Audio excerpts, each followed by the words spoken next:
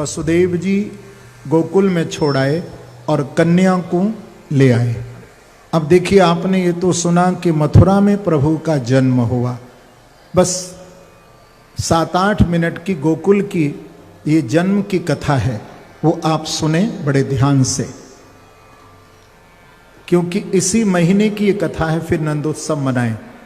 देखो, माघ को महीना आयो, मकर संक्रांति अभी गई है ना, मकर संक्रांति की पवित्र तिथि, मकर संक्रांति के दिन नंद बाबा के छोटे भाई हैं उपनंद, इनके घर ब्राह्मण भोजन करने के लिए आए। जब कर चुके तो नंद बाबा ने उनका तिलक किया कि नमो ब्रह्मण्य देवाय गौ ब्राह्मण हिताय च जगद्धिताय कृष्णाय गोविंदाय नमो नमः।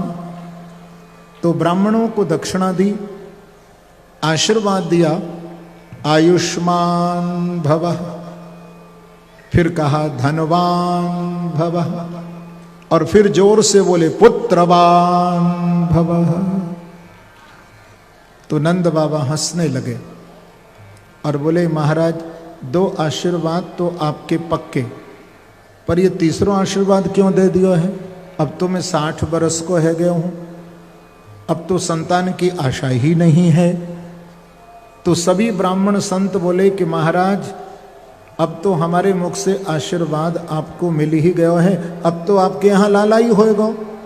तो हमारे यहाँ आज भी ब्रज में कहावत है, 60 पाठा। अरे अभी बुढ़ा थोड़ी भयो है, अभी तो पट्ठा है। तो नंद बाबा को आशीर्वाद देकर के चले गए। जब मकर संक्रांति के बाद माघ मास एकम तिथि,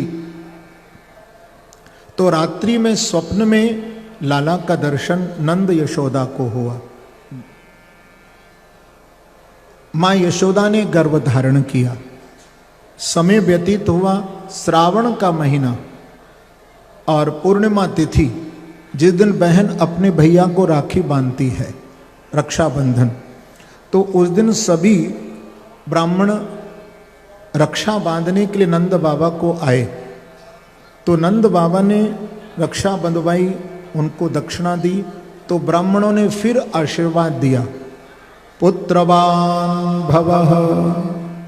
जब कहा पुत्रवान भव, तो नंद बाबा बोले कि महाराज, पहले भी आपने कहा पुत्रवान भव और आज भी कहते हो पुत्रवान भव, और कहीं लाला की जगह लाली है गई, तब क्या करोगे?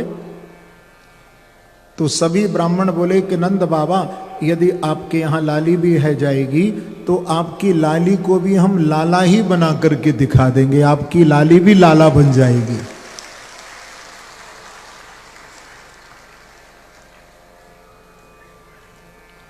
बड़े प्रसन्न हो गए नंद बाबा और बता दिया कि आज से 8वें दिन अष्टमी तिथि को रोहिणी नक्षत्र के 3रे चरण में आपके यहाँ लाला को जन्म है जाएगा। अब ब्राह्मण तो चले गए, नंद बाबा ने तैयारी करी। अष्टमी तिथि आ गई, रात्रि के 8 बज गए, बुधवार का दिन, लेकिन अभी तक लाला को जन्म नाय भयो। तो घर के नौकर चाकर सब मिलकर के नंद बाबा के पास आए और आकर के बोले कि बाबा, नाम तो आज को ही लियो हो ना, पर अभी तक लाला को जन्म नाय भयो।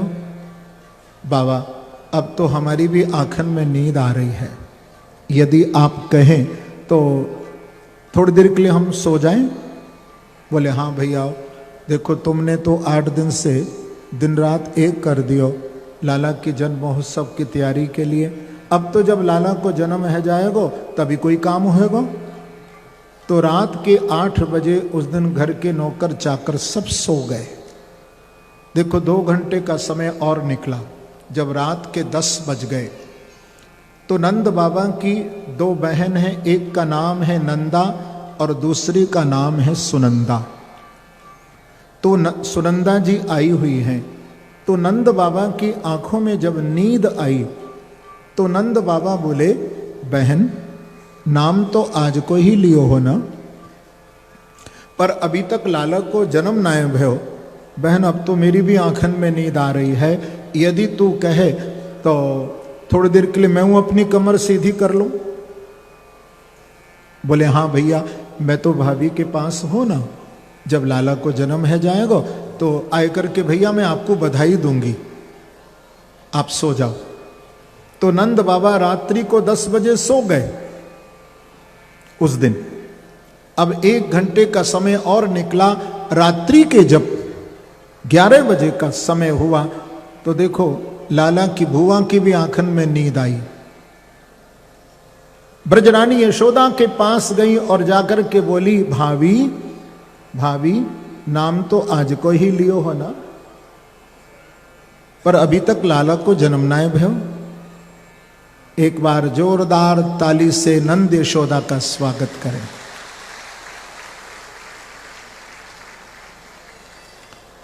भाभी अब तो मेरी भी आंखन में नींद आ रही है, यदि तू कहे तो थोड़ी देर के लिए मैं अपनी कमर सीधी कर लूं, मैं भी सो जाऊं। बोले हाँ बहन आप सो जाओ। तो रात के 11 बजे सुनंदा जी भी सो गई और जब 12 बजे पर माने 12 पर सुई पहुंची तो लाला की मैया भी सो गई। देखो ये सब लोग क्यों सोए? क्योंकि पहले योग माया आ रही थी जो कि सबको सुला रही है, क्योंकि माया का काम सुलाना है और माधव का काम जगाना है। जब सब सो गए वसुदेव जी आए और कौतुक करके चले गए। बालकृष्ण भगवान को तो मां के पलंग पर सुला गए और जो योग माया थी उनको लेकर के मथुरा चले गए। भगवान मां के पलंग पर देखो सोए हुए हैं। जो कमल के से नेत्र प्रभु ने खोले, इधर देखा तो इधर से खर्राटो, इधर देखो तो इधर से खर्राटो, चारों ओर से खर्राटे की आवाज आ रही है। प्रभु बोले यहां तो मेरी मैया भी सो रही है, भुआ भी सो रही है, बाबा भी सो रहा है, घर के नौकर चाकर रोहिणी मैया सुनंदा भुआ ये सब सो रहे हैं।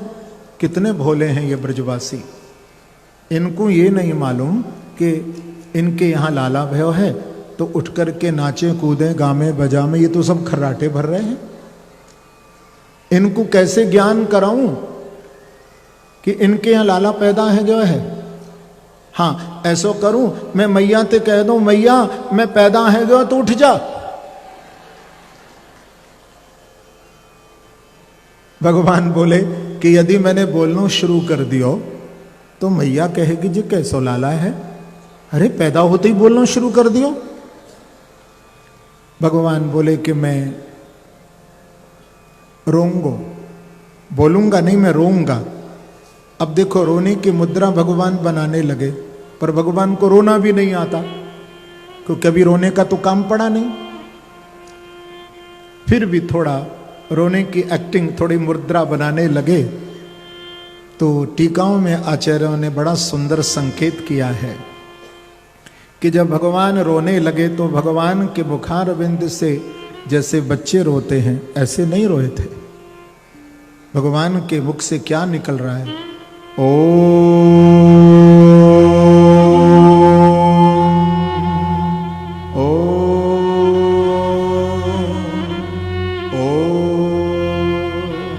कृष्णम वंदे जगत गुरु। ओम ओम की ध्वनि निकल रही है। क्योंकि जैसे कोई योगी अपनी किसी क्रिया का प्रारंभ करता है तो ओम की ध्वनि लगाता है, ऐसे ही योगियों के भी ईश्वर योगेश्वर श्री कृष्ण आज अपनी ब्रज लीला का शुभारंभ कर रहे हैं तो ओम की ध्वनि लग रही है। ओम ओम। जो माता यशोदा ने सुना तो मैया की आंखें खुली और मैया ने अपने पास में जब लाला को देखा तो सबसे पहले लाला की भुआ सुनंदा को आवाज लगाई। क्या कहा? अरे बहन सुनंदा बधाई है लाला को जन्म भयो।